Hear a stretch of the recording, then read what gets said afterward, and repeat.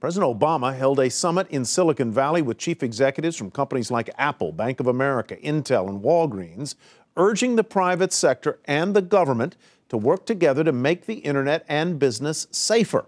But as Eamon Javers reports, some big tech CEOs were no-shows. A clash of cultures today at Stanford University in tech-centric Silicon Valley as some of the top federal cybersecurity officials came here for President Obama's Cybersecurity Summit.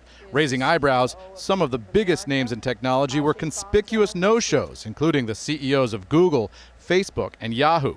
Silicon Valley insiders attribute the snub to continuing fallout from the Edward Snowden NSA spying revelations. Despite that bit of tension between the East and West Coast, the president signed a new executive order designed to encourage more cooperation between the private sector and government.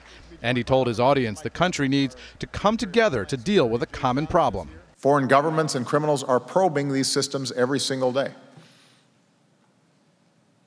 We only have to think of real-life examples, an air traffic control system going down and disrupting flights, or blackouts that plunge cities into darkness, to imagine what a set of systematic cyber attacks might do.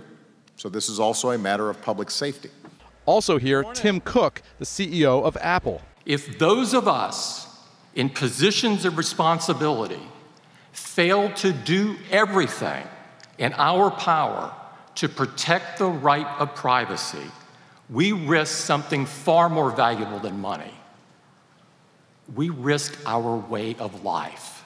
Part of that clash of cultures between the government guys and the techies is the arms race to recruit top technology talent. Federal officials here said they know they can't compete with the Googles and the Facebooks of the world directly on salary, but they said they find ways to work around that. We have a lot of embeds. We put a lot of agents out here in the Silicon Valley working with the technology companies.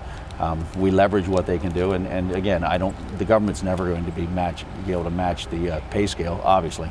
But there are plenty of patriots out there that want to be in law enforcement. For the president today, this visit to the heart of the technology community was all about bridging those differences between government and the private sector. For Nightly Business Report, I'm Eamon Javers in Stanford.